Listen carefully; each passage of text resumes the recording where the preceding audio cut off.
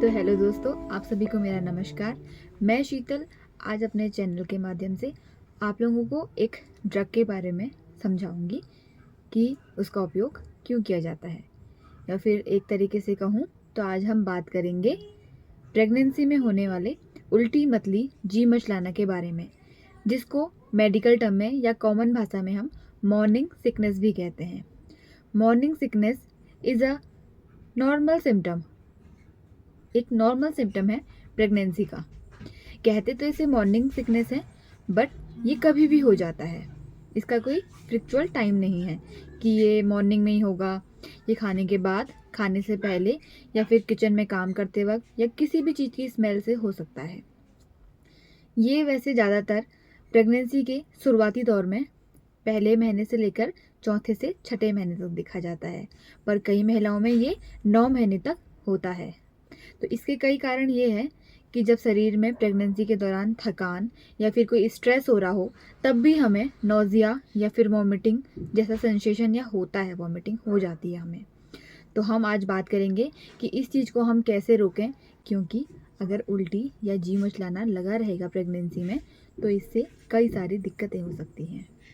एक कॉम्बिनेशन है जिसमें पहली ड्रग है डॉक्सालामाइन सक्सिनेट, दूसरी ड्रग है पायरोडॉक्सिन, तीसरी ड्रग है फोलिक एसिड।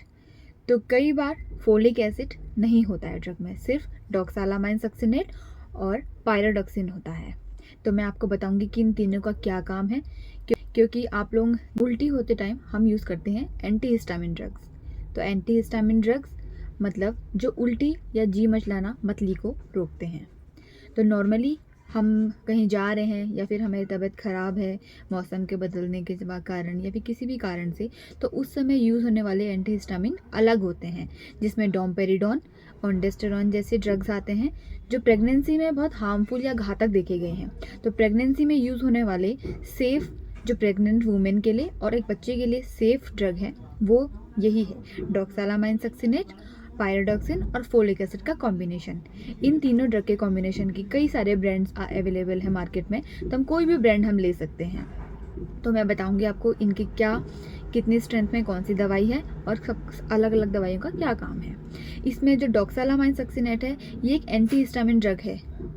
एंटीहिस्टामिन ड्रग है तो ये जो है केमिकल चैनल हिस्टामिन के, जो केमिकल चैनल है हिस्टामिन के, उसे ब्लॉक कर देता है। तो इस कारण से जो जी मचलाना मतली है वो नहीं होती है हमें। तो इसमें जो डॉक्सालामाइन सक्सिनेट है वो 10 mg में है, 10 mg में है। दूसरा है पायरोडॉक्सिन।